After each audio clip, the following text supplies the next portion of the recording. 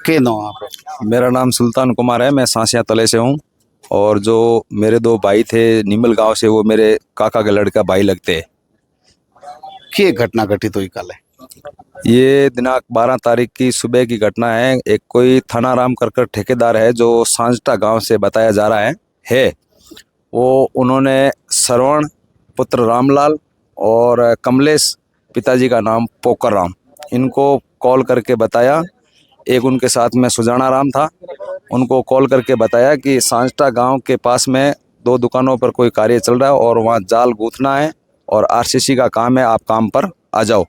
तो ये थाना राम जी जो ठेकेदार है उन्होंने श्रवण के कॉल पर फ़ोन पे कॉल किया। तो ये लड़के वहाँ से तीन ही, सुजाना राम, कमलेश और अपने श्रवण, ये तीनों आए वहाँ सांजटा गांव। तो वहाँ साइड पे पहुँचे तो उसके ऊपर साइड पे देखा तो एक 3 फीट की विद्युत लाइन गुजरती है।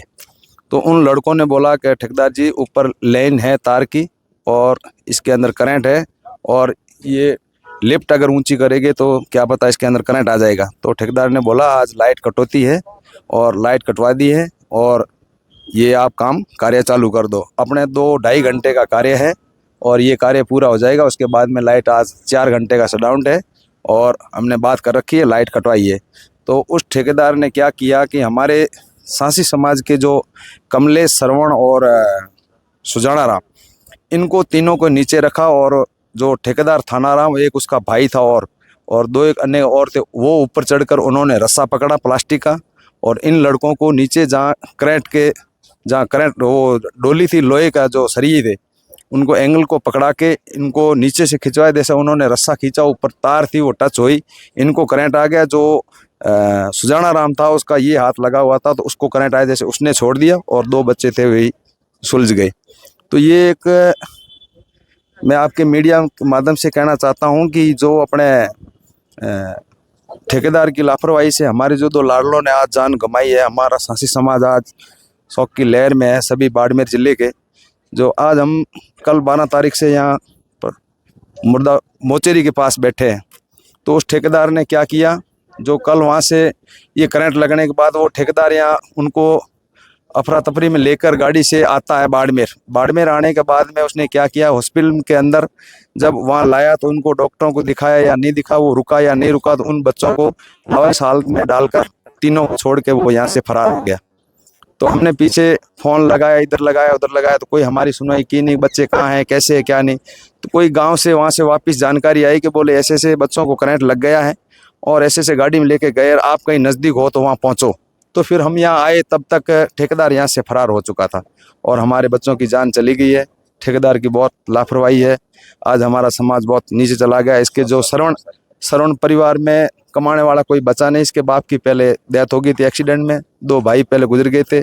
अब इनके घर में 5 सदस्य है, 5 महिला हैं, वो 5 ही विधवा है और इनके 3 बच्चे हैं, उनको कमाने का वाला कोई नहीं है। एक श्रवण था जो 9 सदस्य का लालन पालन वही श्रवण करता था। एक अभी पोस्टमार्टम पर सहमति दी आप? नहीं, अभी तक तो मोचेरी में आया, हमारा समाज इकट्ठा हो रहा है, अभी तक हमने सहमति नहीं दी है। प्रशासन हमारे पास खड़ा है, पूछ रहा है। अभी तक हमारा समाज सभी हमारे मंदगण है जो वो मौजूदगी में आ रहे हैं, अभी तक नहीं दिया हमने। अब आपने डिमांड दी होगी, क्या डिमांड से कितनी? डिमांड तो सर हमने ऐसे दिया था कि गरीब परिवार है, जो श्रवण के परिवार में पीछे कोई बचा नहीं है कमाने वाला।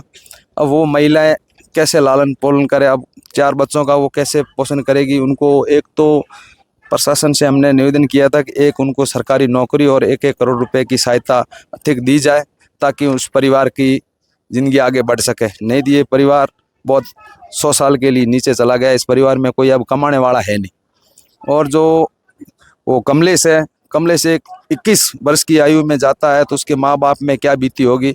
उसका पिताजी है वो 60 साल की एज में है, उसकी माता है तो वो शुगर पेशेंट है और उसकी भी आर्थिक अवस्था सही है नहीं। जो भर्ती है उसकी कैसी हालत है? उसकी अब कल प्रशासन ने, हमने साथ में मिलकर उसका इलाज कराया था, डॉक्टरों ने इलाज किया उसका, उसकी तबीयत आज थोड़ी बहुत ठीक है सर। अब वो कहाँ भर्ती है? अब यहाँ हमारे बाड़मेर हॉस्पिटल था, अब हमारे पास ही है, यही है, कहीं यही है। हाँ, प्रशासन की ओर से वार्ता हुई आपके साथ? कोई समझाइश वार्ता, कोई मांगे मानी?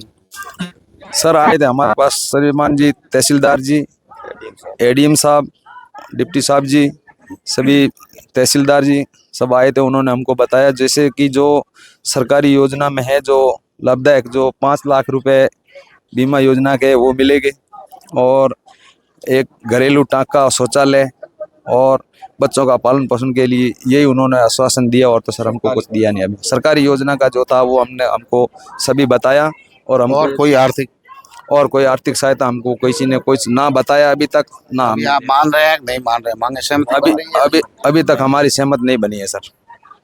सांसी समाज मेहनत कश है, अलग अलग जगह बैठा है, बहुत मतलब अति गरीब श्रेणी के अंदर लोग है, फिर भी ईमानदारी के साथ सड़क किनारे बैठकर अपना लालन पालन करते हैं, किसी की और हाथ नहीं फैलाता।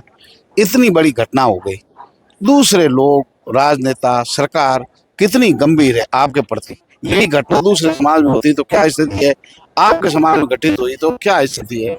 सर मैं एक ये कहना चाहता हूँ कि मेरा समाज एक कचरा बीनकर शाम का गुजारा करता है, सुबह काम पे जाता है और रोड पे बैठ के बूट पॉलिश का काम कर कर जो शाम को अपना गुजारा चलाता है। एक मेरा बहुत समाज गरीब परिवार है, इसलिए हमारी कोई प्रशासन वगैरह कोई एमएलए कोटे से हमारी किसी ने आज दिन तक सुनवाई नहीं की। हमको 48 घंटे हो गए सर, हम 48 घंटे से यहाँ बैठे हैं। श्रीमान जी कल हमारे पास एक आज़ाद सिंह जी आए थे और एक हमारे पास आए थे उदयराम जी, और बाकी हमारे समाज के अभी तक हमारे में कुछ सहमति हुई नहीं। अभी तक हमको प्रशासन एक जो एसडीएम वगैरह ये आए थे, इन्होंने यही अवगत कराया, बाकी कोई प्रशासन एमएलए वगैरह एमपी वगैरह अभी तक हमारे पास कोई नहीं आया। किसी ने हमारी कोई सुध बुध नहीं ली हमारे समाज की, सांसी समाज की।